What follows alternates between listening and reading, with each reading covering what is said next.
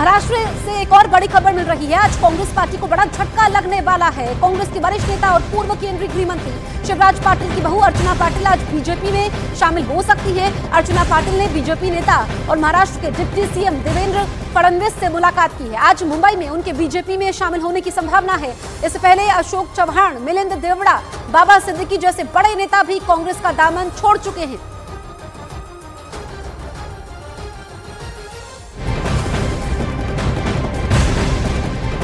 बिहार से इस वक्त की बड़ी खबर, महागठबंधन में सीट शेयरिंग के बाद पूर्णिया में बड़ा घमासान देखने को मिलने वाला है।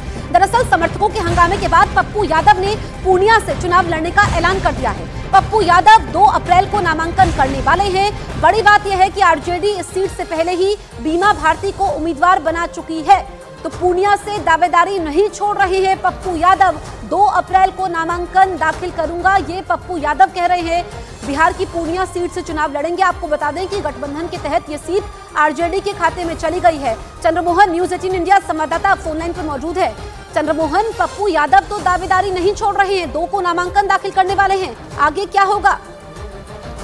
बिल्कुल, देखिए कल जो है वो महागठबंधन में सीटों का ऐलान हो गया है और पूर्णिया सीट जो है वो आरजेडी के खाते में चली गई है। ऐसे में पप्पू यादव पहले यहाँ से चुनाव लड़ना चाहते थे और इसी के लिए उन्होंने अपने पार्टी का विलय भी कराया था कांग्रेस में और लगातार वो पूर्णिया में बने हुए हैं। और अब उन्होंने साफ तौर पर ऐलान कर दिया है कि 2 अप्रैल को वो नामांकन पत्र भरेंगे। और सबसे दिलचस्प बात यह है कि उनका साफ तौर पर यह कहना है कि वो कांग्रेस के टिकट पर नामांकन भरेंगे और पूर्णिया में फ्रेंडली फाइट होने जा रहा है। साफ तौर पर समझा जा सकता है कि पप्पू यादव पहले से यह दबाव बनाते रहे हैं कि वो वहां से चुनाव लड़ेंगे, कांग्रेस के टिकट पर लड़ेंगे, लेकिन यह जो सीट है वो आरजेडी के खाते में चला गया है। बावजूद इसके पप्पू यादव इस सीट छोड़ने के लिए तैयार नहीं है।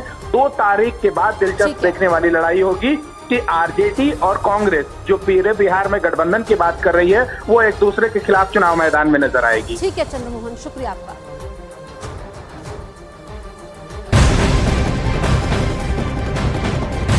तो पप्पू यादव के पूर्णिया से चुनाव लड़ने के ऐलान के बाद बिहार के पूर्व डिप्टी सीएम तेजस्वी यादव का बड़ा बयान सामने आया है। तेजस्वी यादव ने कहा कि आरजेडी ने कांग्रेस के साथ गठबंधन किया है, किसी व्यक्ति के साथ गठबंधन नहीं हुआ है। तेजस्वी यादव ने कहा कि सीट शेयरिंग की बात जनवरी से चल रही है, ये 5 दलों का गठबंधन है। हम लोगों के पार्टी का जो गठबंधन हुआ है किसी व्यक्ति के साथ नहीं हुआ, दल के साथ हुआ। तो कांग्रेस से तो हम लोगों का बहुत पहले से अलायंस है और सीट बंटवारा जो है वो तो जनवरी से ही बातचीत हम लोगों की चल रही है। वो तो उसी टाइम से सारी बातें तय हो चुकी थी, तो ज्यादा कुछ इस पे हम टिप्पणी नहीं करना चाहिए। तो बिहार में महागठबंधन में मचे घमासान पर बिहार के डिप्टी सीएम विजय सिन्हा ने कहा कि सीट शेयरिंग में कांग्रेस जैसी नेशनल पार्टी की बेबसी दिखाई दे रही है। वहीं केंद्रीय मंत्री नित्यानंद राय ने पप्पू यादव को बिन पैंदी का लोटा करार दिया। देखिए, कांग्रेस थका हारा, लाचार, बेबसी उनकी दिखाई पड़ रही है। एक क्षेत्रीय पार्टी जो परिवारवादी पार्टी है, एक राष्ट्रीय पार्टी को अपने शर्तों पर समझौता करने के लिए विवश कर दी और वह पार्टी बेबसी के साथ समझौता कर ले। जब पहले राउंड का नामांकन समाप्त हो गया, उसके बाद सीट शेयरिंग और अब घोषणा कर रहे हैं, ये उनकी व्यवस्था साफ दिखाई पड़ती है। उनका विषय है, पप्पू जी का विषय है। पप्पू जी ऐसे भी बिना पेंदी की लोटा है और उनका क्या मामला तेजस्वी से हो जाने उससे हम लोगों को कोई मतलब नहीं है। दोनों एक ही तरह के हैं, जैसा पप्पू जी है वैसा तेजस्वी जी है, जैसा तेजस्वी है वैसा पप्पू जी है।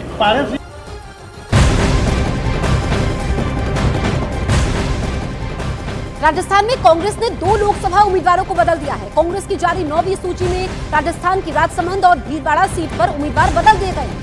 भीलवाड़ा से सीपी जोशी को टिकट दिया गया है। राजसमंद की बात करें, कांग्रेस ने सुदर्शन रावत की जगह दामोदर गुर्जर को उम्मीदवार घोषित कर दिया है। इससे पहले दामोदर गुर्जर को कांग्रेस ने भीलवाड़ा से प्रत्याशी घोषित किया था, जहां से अब सीपी जोशी चुनाव लड़ेंगे।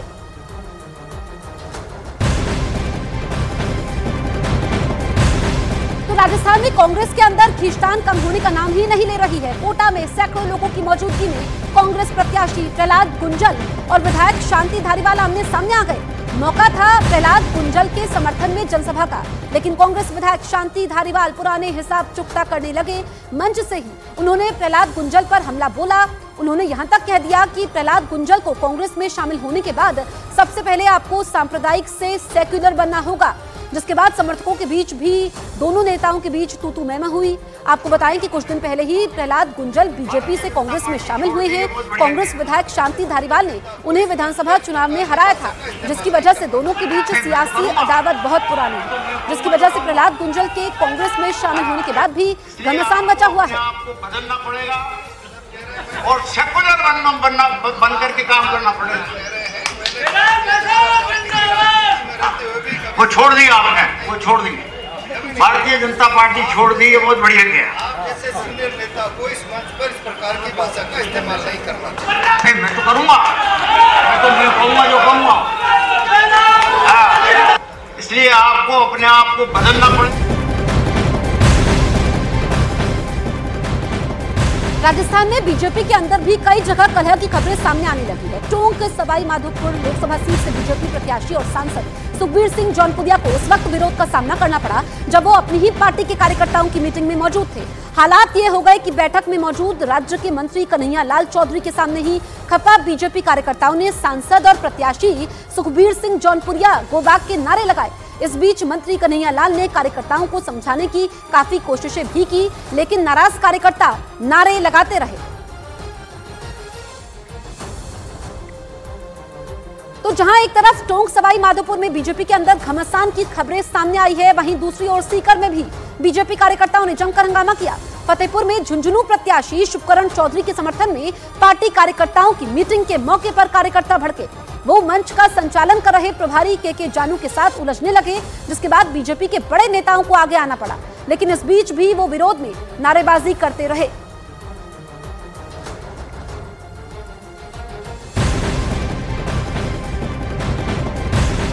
आज 4 विभूतियों को देश के सर्वोच्च सम्मान भारत रत्न से सम्मानित किया जाएगा। राष्ट्रपति भवन में सुबह 11 बजे कार्यक्रम की शुरुआत होगी। जिन 4 लोगों को भारत रत्न दिया जाएगा, उनके नामों का ऐलान भारत सरकार पहले ही कर चुकी है। पूर्व पीएम चौधरी चरण सिंह नरसिम्हा राव, इसके अलावा बिहार के पूर्व मुख्यमंत्री कर्पूरी ठाकुर और कृषि वैज्ञानिक डॉक्टर MS स्वामीनाथन को मरणोपरांत देश के सर्वोच्च सम्मान से सम्मानित किया जाएगा। इसके अलावा पूर्व उप प्रधानमंत्री LK आडवाणी को भी भारत रत्न दिया जाएगा। उन्हें राष्ट्रपति द्रौपदी मुर्मू उनके घर जाकर भारत रत्न देंगी, क्योंकि LK आडवाणी की सेहत ठीक नहीं है। स्वास्थ्य कारणों की वजह से वो समारोह में हिस्सा नहीं ले पाएंगे। इस वजह से राष्ट्रपति द्रौपदी मुर्मू उनके घर जाकर उनको ये सम्मान देंगी।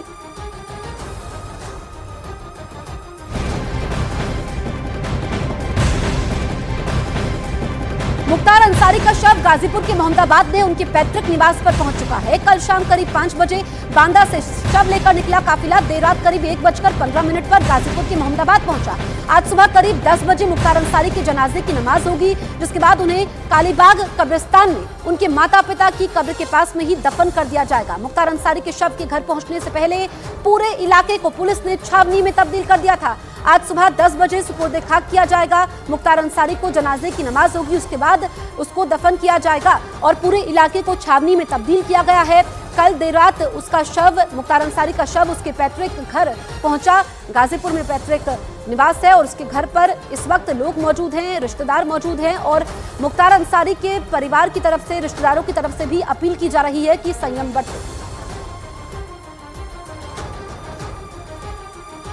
व्यवस्था की गई है, पूरे सुरक्षा के चाक चौबंद वो हैं, परिवार के लगातार संपर्क में हैं और जो रीति रिवाज है उसके हिसाब से सुपुर्द खाक किया जाएगा। रात शव आके उनके आवास पर रखा हुआ है कि कोई काउंटिंग नहीं की जाती है, ना बताई जाती है, लेकिन पर्याप्त संख्या में अर्धसैनिक बल, पुलिस बल सभी उपलब्ध हैं और रात भी लोगों से अनुरोध कर लिया गया था। पुनः हमारी टीमें हर जगह कर रही हैं कि अनावश्यक रूप से भीड़ ना लगाई जाए। जिन लोगों को आना है परिवार की तरफ से कहा गया है, उनके आवास पे वो थोड़ी देर के लिए सब रखेंगे और लोग जाके वहाँ पे अपना जो संवेदना व्यक्त करने आते हैं तो उनके आवास पे जाके व्यक्त कर सकते हैं। तो आज मुख्तार अंसारी को सुपुर्द खाक किया जाना है। मुख्तार अंसारी की मौत के बाद उनकी पंजाब और बांदा जेल की मेडिकल रिपोर्ट भी सामने आई है। 10 रिपोर्ट एक समान ही है। रिपोर्ट के मुताबिक जो 2018 को मुख्तार अंसारी की पत्नी अफशा अंसारी ने राष्ट्रपति को एप्लीकेशन दी थी, जिसमें जिक्र था कि कितनी बार डॉक्टरों से कंसल्ट किया गया, उसकी तबीयत कैसी थी। फिलहाल 3 तस्वीरें आपके सामने हैं। देखिए, पुलिस फोर्स की तैनाती की गई है, पूरे इलाके को छावनी में तब्दील किया गया है। पैतृक घर पर मुख्तार अंसारी का शव इस वक्त मौजूद है, जहां पर सुपुर्द खाक किया जाना है। ऐसे में देर रात जब शव पहुंचा